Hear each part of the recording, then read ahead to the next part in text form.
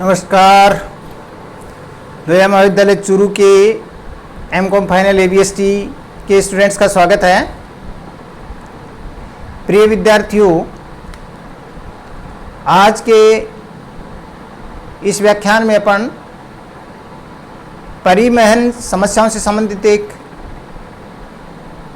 नई जो एस्पेक्ट है, नई समस्या है, उस पर अपन प्रकाश डालेंगे और वो समस्या है असंतुलित बंटन से संबंधित समस्या।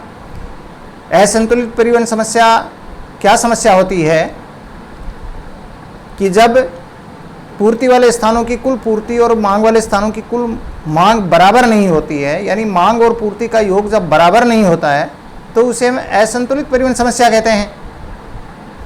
हम एक बात अच्छी तरह से जानते हैं हम एक बात, और वो क्या है कि जो ट्रांसपोर्टेशन प्रॉब्लम्स होते हैं, यानी परिवहन समस्या होती हैं, उनको हल करने के लिए सबसे पहली आवश्यकता ये होती है कि मांग और पूर्ति बराबर होनी चाहिए।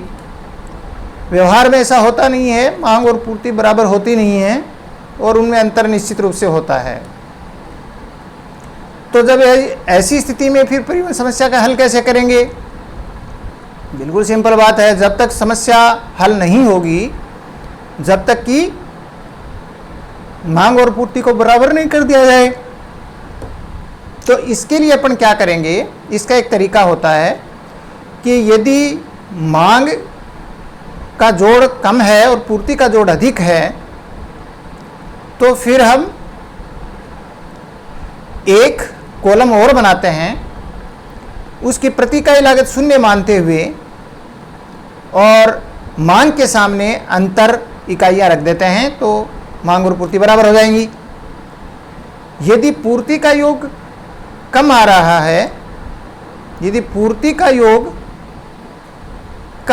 है, तो ऐसी स्थिति में एक पंक्ति बढ़ा देंगे नीचे की ओर, और जो पंक्ति बढ़ाएंगे उसकी प्रति इकाई लागत हर वर्ग की शून्य मान लेंगे और जो योग है उसके सामने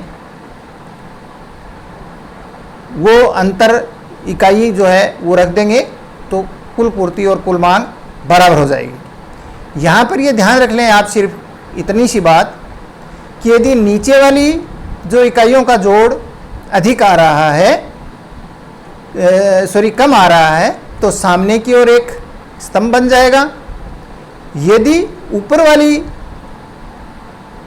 जो योग कम आ रहा है तो नीचे की ओर एक पंक्ति बढ़ जाएगी और जो इकाइयां हैं अंतर वाली ओर भर देंगे तो योग बराबर हो जाएगा। जैसे अपने और बाकी इसके बाद में क्या होता है, आगे की जो प्रक्रिया होती है, ये जब मांग और पूर्ति बराबर कर लेते हैं तो आगे की प्रक्रिया सेम रहती है, जो कि आपको पहले बता चुके हैं। जैसे वोगल विधि से पहला हल निकाला जाएगा, उसके बाद में वही आपको देखना पड़ेगा कि भाई वो जो हल है, पहला हल है, वो सुसंगत है या नहीं। यदि है तो फिर उसको आगे अनुकूलतम करने के लिए टेस्ट किया जाता है। तो ये एक प्रक्रिया है जो कि अपन इसके अंदर अपनाते हैं। इस एग्जाम्पल में आप ध्यान से देखेंगे तो जो मांग का योग है वो 18 है और उपलब्ध मात्रा यानी जो पूर्ति है उसका योग है वो 22 है। तो जैसे मैंने आपको बताया, नीचे वाला कम है यानी 18 है, तो हम सामने की ओर एक कॉलम बना देंगे जिसका नाम डमी होगा, उसकी प्रति इकाई लागत शून्य मान देंगे और अंतर 4 हुआ, 4 रखने पर जोड़ बराबर हो जाएगा। जैसे आप देखिए ध्यान से, ये डमी का आगे अपने कॉलम बना लिया, इसकी प्रति इकाई लागत 0 मान ली और जो इकाइयों का नीचे जो है इकाइयाँ 4 भर दी, तो अब ये 22 और 22 कुल मिलाकर के योग हो गया, कुल मांग और कुल पूर्ति बराबर हो गई। चलिए साहब, अपन वोगल विधि से पहला अंतर लेते हैं।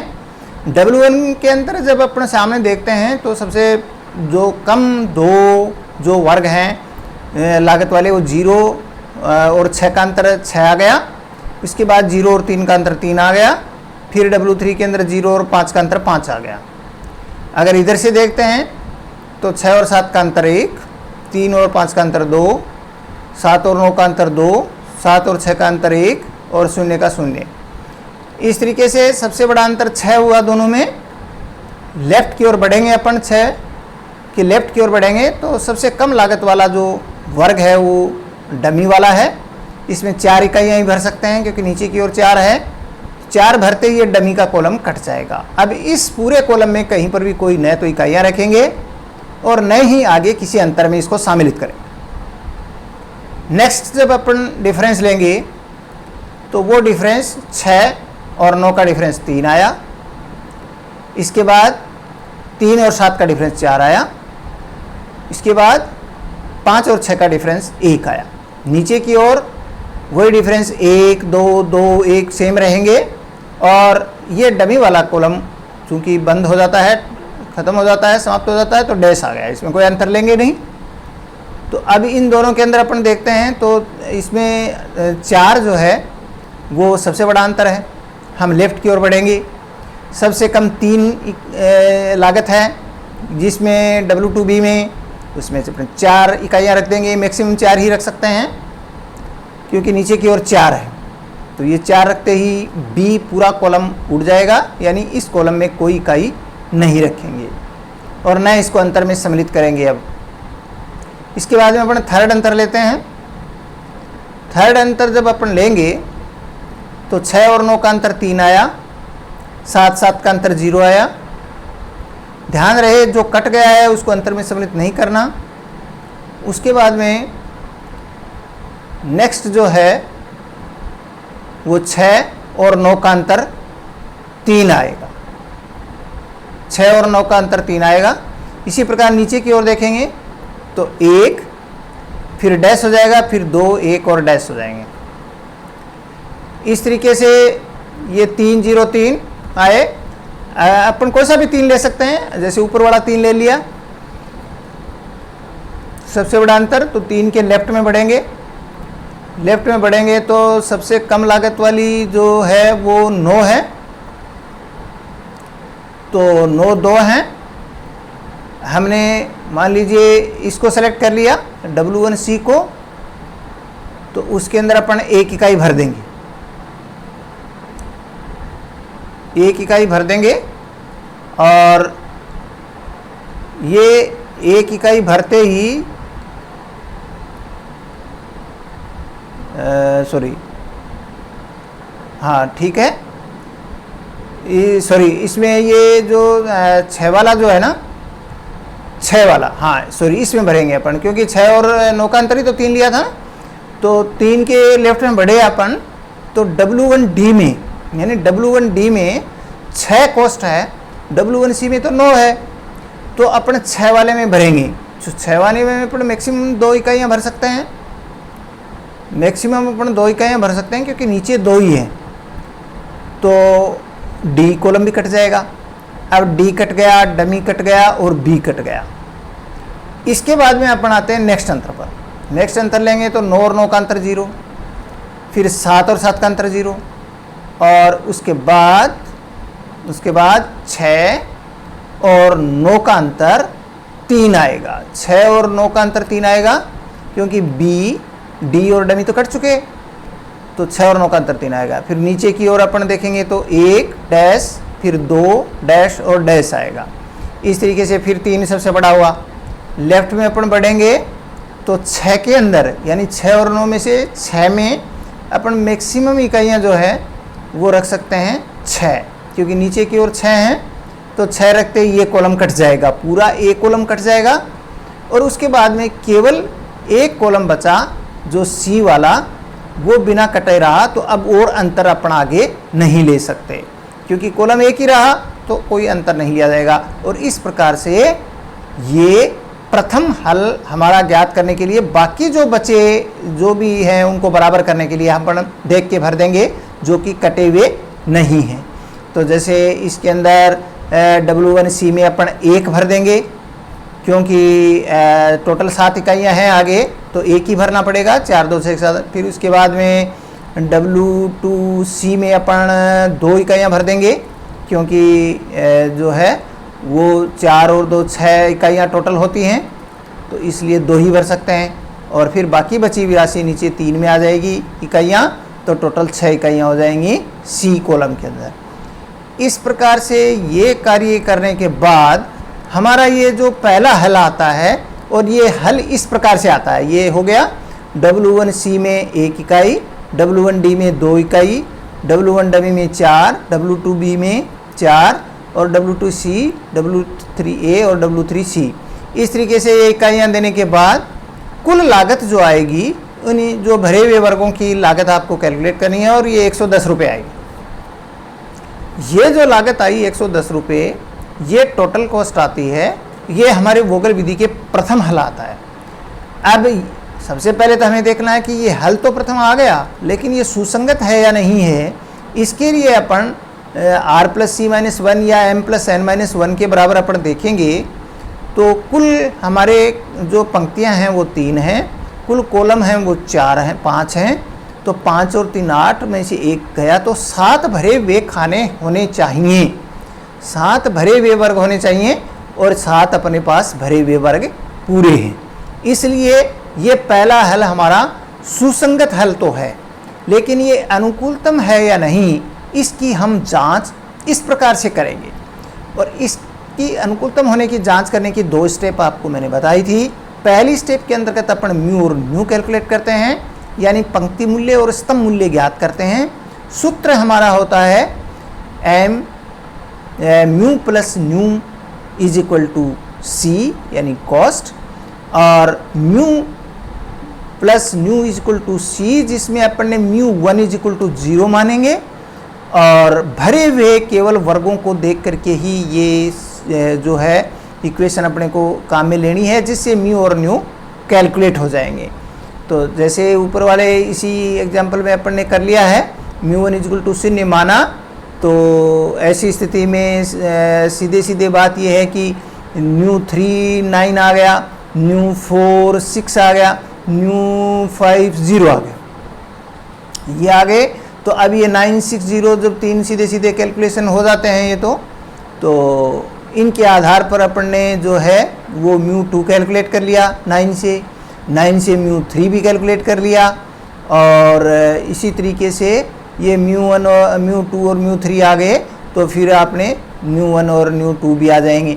तो इस तरीके से ये हमारा फॉर्मूला है mu plus nu is equal to C के द्वारा भरे हुए खाने। फिर मैं आपको बता देता हूँ, जैसे म्यू इज इक्वल टू आपने 0 लिया W1 के अंदर, इसके बाद में क्या होगा कि भरे हुए खाना आता है कौन सा, W1C। तो W1C के अंदर फिर क्या होगा, 0 में कितने मिलाएं कि 9 कॉस्ट हो जाए। भरी हुई लागत 9 है, तो 0 में कितना मिलाएं, तो 9 मिलाएंगे तो 9 हो जाएगा। फिर 0 में कितने मिलाएं, 6 मिलाएं तो 6 हो जाएगा। फिर 0 में 0 मिलाएं तो 0 हो जाएगा।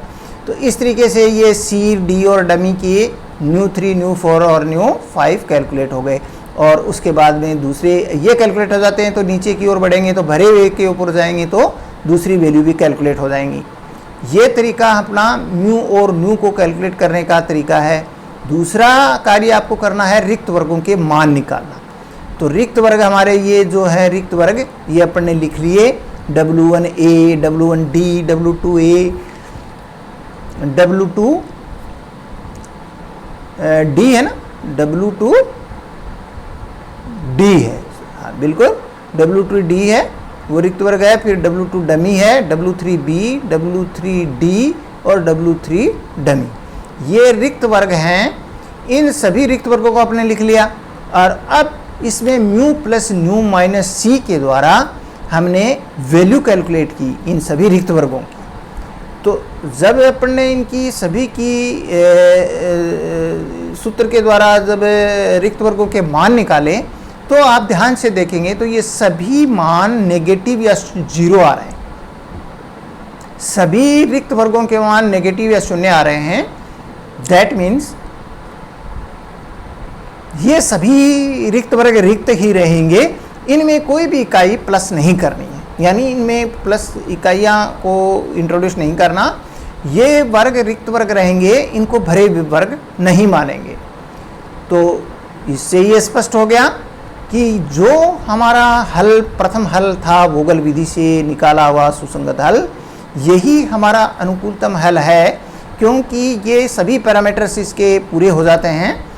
कि जो रिक्त वर्ग हैं उन सभी का मान शून्य या ऋणात्मक आ जाता है, दैट मीन्स हमारा फर्स्ट जो सॉल्यूशन है गूगल विधि से वही हमारा अनुकूलतम हल होगा।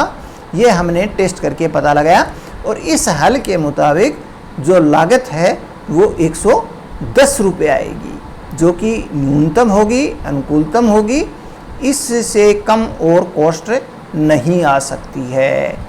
तो ये आज की इस परिवहन समस्या में हमने क्या देखा, असंतुलित समस्या से संबंधित जो क्वेश्चन है वो आपने देखा इसके अंदर।